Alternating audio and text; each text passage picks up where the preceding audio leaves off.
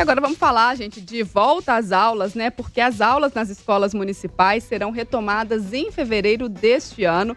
O calendário escolar definido pela Secretaria Municipal de Educação contempla 2 anos letivos em um. Neste primeiro momento, as aulas serão retomadas por meios digitais, sem a presença dos estudantes nas instituições de ensino. E aí, claro, para explicar melhor o novo formato, Central 98 recebe agora a secretária municipal de Educação, Ângela Dalben, vai tirar todas as nossas dúvidas sobre o tema. Seja bem-vinda ao Central 98, secretária. Muito obrigada, Carol. Estou aqui às ordens. Prazer te receber aqui para conversar com a gente sobre esse tema tão importante, né? Muita gente de olho aí nas novidades, tentando entender esse novo formato. E aí já te pergunto, essa retomada das aulas, que nesse momento inicial, né, vai ser de forma remota, ela vale para toda a rede municipal de ensino? Sim. Na verdade, nós publicamos uma portaria essa semana em que a gente tentava, nessa portaria, né, nós desejamos que essa portaria seja uma portaria que divulgue o que a gente está fazendo, que organize para as pessoas o que é que nós estamos fazendo, justamente porque a gente percebeu que muitas pessoas têm dúvidas.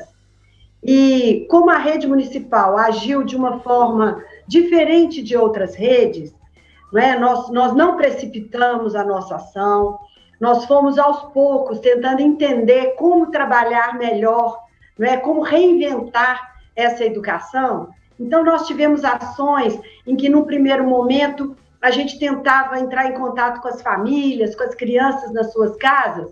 Então, a gente foi trabalhando num formato que, às vezes, a gente ouvia as pessoas dizendo assim, vocês não estão fazendo nada. E isso não foi bom. Então, essa portaria, ela organiza o calendário escolar, ela regulamenta, estabelece regras, divulga, mas ela diz o seguinte, tudo que já deu certo permanece. Nós estamos dando um contorno formal com essa portaria para que não haja dúvidas sobre o que a gente já estava fazendo, sobre tudo, desde a educação infantil quanto o ensino fundamental e a EJA. Então, é uma portaria que tira as dúvidas. E eu estou aqui para tirar todas as dúvidas que vocês, porventura, tiverem. Secretária, bom dia. João Henrique do Vale, prazer falar com você novamente. Bom dia. Muitos pais estão preocupados com essa questão de 2 anos em um. Muitos alegam que no ano passado quase não teve aulas. Questão das aulas online, né? Foi só pegar as apostilas, não teve aula. O que a gente pode falar, secretária? Qual o planejamento para não ter prejuízo com esses 2 anos em um só? Perfeito.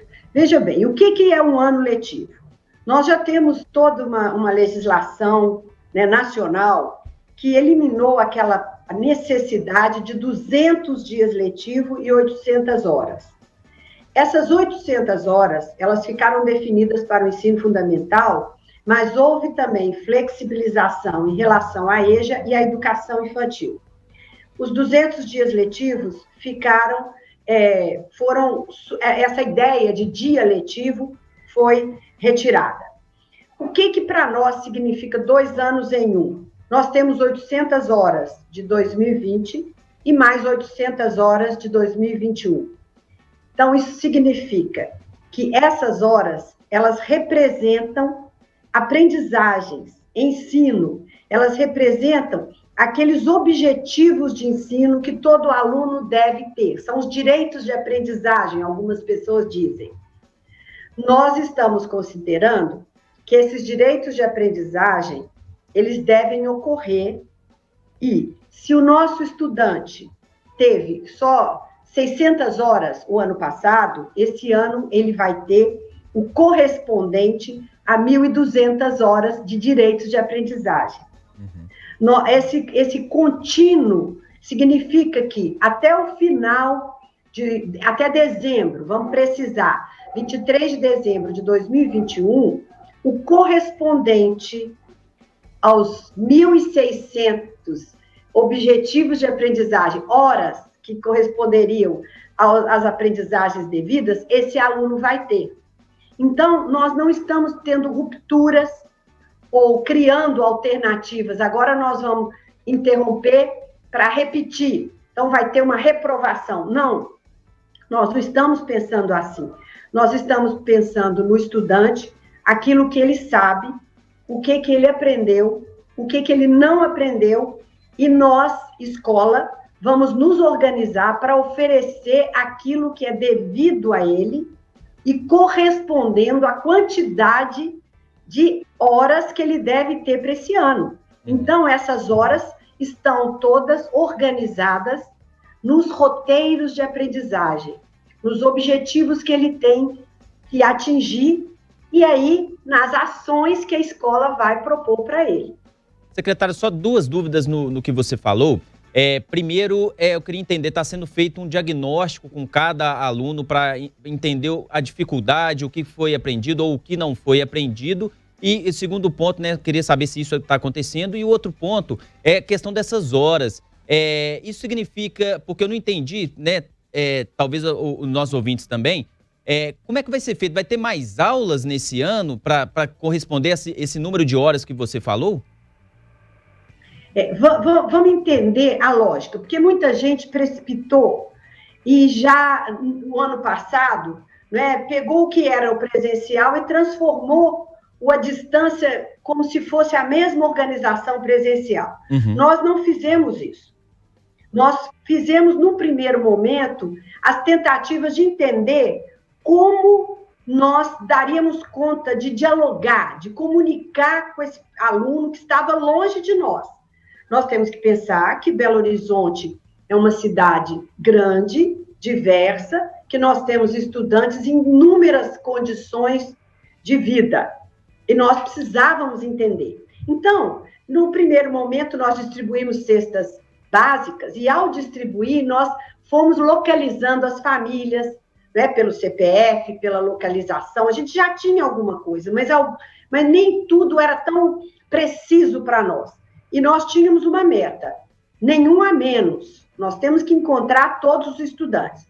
Nessa linha, nós também fizemos com as crianças pequenas uma outra ação, que foi entregar cestas pedagógicas, entregar materiais didáticos, entregar canetinhas, lápis de cor, coisas que já eram materiais que nós tínhamos comprado para as escolas utilizarem no presencial, que nós entregamos para as famílias, para as crianças estarem já se ambientando com essa situação. A pandemia foi ficando muito longa, ninguém esperava isso, nós fomos aprendendo. Então, nós fizemos o que a gente chamou de um diagnóstico, né, das condições dos nossos estudantes, e aí a turminha maior foi nos preocupando, porque nós temos estudantes em processo de alfabetização, estudantes de 9 a 14 anos que estão numa fase, né, de consolidar aprendizagens, né? Tem as aprendizagens do português, matemática, geografia, história, né? Ciências, e a gente precisava ver como chegar neles. Então, foi feito o que a gente chamou de um mapa socioeducacional que nos dizia como comunicar com o aluno. A gente pode usar o computador? Ele tem computador em casa? Tem internet? Ou será que esse aluno, né, a mãe, o pai, tem um celular que permite a essa escola encaminhar atividades via celular? Ele não tem condições nenhuma disso. Então, nós começamos, cada escola, não foi a secretaria, foi um esforço muito grande de cada escola, de cada professor com os seus estudantes. E nós organizamos, né, cada escola organizou agrupamentos, porque esses agrupamentos diziam, é possível comunicar com esses estudantes à distância por meio do celular. Mas como? O celular fica com a mãe, fica com o pai para o trabalho. Então, nós organizamos roteiros de estudo, roteiros que os estudantes recebem e vão ter um tempo para cumprir aquilo ali, para realizar as atividades. Ao fazerem isso, eles vão, então, por exemplo, num prazo de 15 dias ou uma semana, cada escola organizou conforme essa interação que ela descobriu que era possível. e nós fomos dando apoio no órgão central. Então, foram definidos, por exemplo, que esses estudantes entregariam os roteiros de 15 em 15 dias, por exemplo, ou semanalmente, dependendo da dificuldade, não é, daquele roteiro ou do tempo que deveria ser gasto para o aluno organizar. Aí nós criamos, além do roteiro, uma outra lógica que é do portfólio. O que é o portfólio? Tudo o que o aluno realiza e que ele entrega, o professor vai ter esse material para avaliar, diagnosticar se o aluno aprendeu, né, o que ele precisa ensinar mais, e aí nós construímos esse contínuo. Quer dizer, cada vez que o aluno conclui uma atividade, está concluído. Se ele concluiu pela metade, significa que nós precisamos de oferecer mais ações para ele concluir. É como um jogo, não é? Quando a gente tem um jogo que você passa de fases, eu passei a primeira fase, passei a segunda, e vou conquistando, não é, as dificuldades, não é? Vou aprendendo a lidar com aquilo ali e vou ficando cada vez melhor. Então, nessa linha, é o contínuo. Quer dizer, nós temos os tempos do ano passado, o que a gente conseguiu concluir, o que ficou ainda em processo para ser concluído e o que de novo a gente tem que fazer. Então, secretário, nós não vamos... Secretário, só vou interromper a senhora, porque a gente compreendeu já o caminho da sua resposta, mas nós temos um tempo e eu queria uma última pergunta. Desculpa. Eu queria uma última pergunta para a senhora. Aqueles que criticam o fato de que as aulas estão demorando para voltar, usam como argumentos o fato de que estudos científicos comprovam, até recebemos alguns desses estudos aqui na 98, comprovam que as crianças são o menor poder de contágio e que as aulas poderiam ter voltado antes do que está sendo previsto. Como é que a senhora rebate essas críticas? Eu queria que a senhora fosse breve para a gente aproveitar bem o tempo.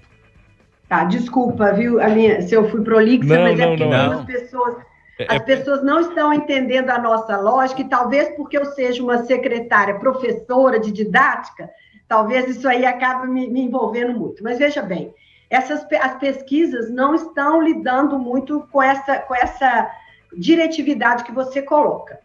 E já está posto pelo prefeito que nós seguimos, não é, o Comitê Científico de Infectologistas da cidade. Nós temos uma relação muito grande com a Universidade Federal de Minas Gerais e com outras universidades, então a ciência tem nos orientado o tempo todo.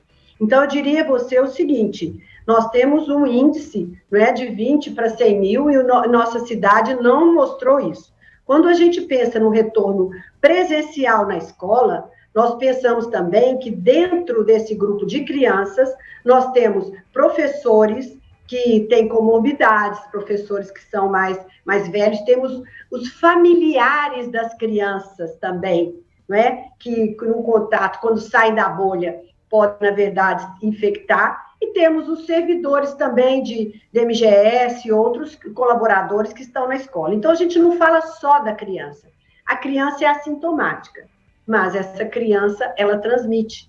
Então, o que nós estamos fazendo aqui na rede municipal é o seguinte: nós temos consciência que esse retorno, mesmo com a vacina, vai ser complicado. Nós temos um plano.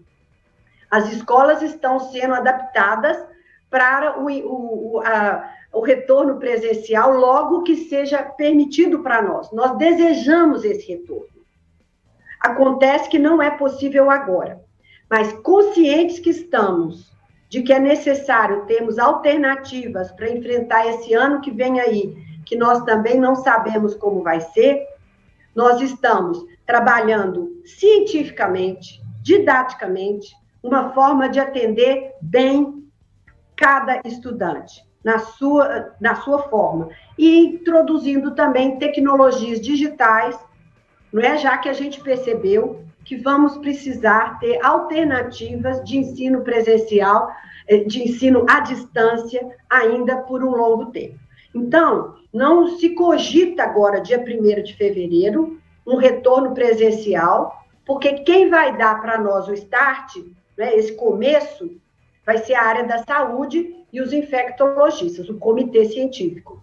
Mas nós estamos preparados para enfrentar, né, a reinvenção de uma escola que, na verdade, vai exigir de nós tempos à distância, por um período maior, tentando ver qual a melhor forma estratégica de trabalhar com crianças pequenas, crianças na pré-adolescência, na adolescência e também os adultos, sem perder de vista a importância das aprendizagens que todos deverão ter.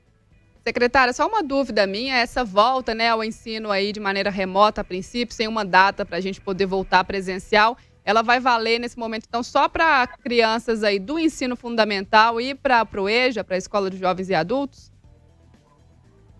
Veja bem, a nossa rede municipal, ela envolve educação infantil, tem um grupo grande, são 220 creches parceiras, e nós temos, né, o ensino fundamental e a EJA. Nós estamos com uma portaria que, na verdade, está formalizando o retorno, né? Agora, o formato desse retorno, ele é discutido com base nos princípios que a gente oferece como órgão central, mas que cada escola vai, então, se organizando para definir esse processo. Provavelmente, né, as creches parceiras, que têm uma autonomia diferente da nossa, vai se organizar, né, com as orientações, né, de não termos o presencial, mas com os vínculos com as famílias, conforme elas já vieram construindo, né, desde o ano passado. Porque as pessoas acham que a gente está começando agora. Não.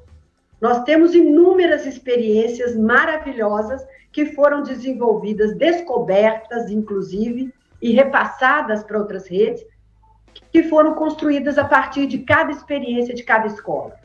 Olha, as pessoas falam, por exemplo, das crianças, dos adultos que têm deficiências, né, a questão da inclusão, as experiências foram maravilhosas. Apesar de estarem em casa e a gente saber que nós desejamos pedir licença às famílias para estarmos dentro de casa, não é? Porque os pais têm a sua rotina, os pais aderiram a essas atividades e participaram muito, deram muitas ideias para nós. Então, tem um grupo que fica chateado, contrariado, porque realmente tem muitas dificuldades, e eu sou solidária a esse grupo, mas o vírus, né, não fomos nós que criamos, ele está aí, a gente tem que saber lidar com ele, cuidar da vida, né? Mas não podemos negar que o esforço que a educação está fazendo é muito grande, né? Nós temos também os heróis da educação, que são os nossos professores, os nossos estudantes que estão aí tentando, na verdade, dar conta dessa tristeza de não poder estar brincando no espaço da escola. São heróis também. É uma pena que a gente não veja esses heróis na mídia, sabe? Porque, por enquanto, é a vida que é mais importante e nós estamos preservando também quando a gente tenta criar essas situações. Mas a educação, a escola foi muito penalizada, porque nunca nós tivemos uma produção científica, acadêmica, que falasse de uma escola sem estarmos na escola, não é? O home office ou o homeschooling, que foi falado algumas vezes, é uma coisa muito remota. Então, o que a gente está fazendo é um esforço extraordinário. Todas as redes, todas. Então, a educação tem sido penalizada e ela precisa ter um lugar na mídia para que a gente possa contar as boas experiências. Aí, gente, Central 98, conversando com a secretária municipal de Educação, Ângela Dalben, falando para a gente sobre essa retomada do ensino na rede municipal, sobre os desafios também em tempos de pandemia. Secretária, muito obrigada por esse tempinho para conversar com a gente aqui na 98. Estou à disposição sempre, Carol. Muito obrigada e ótima semana para a senhora.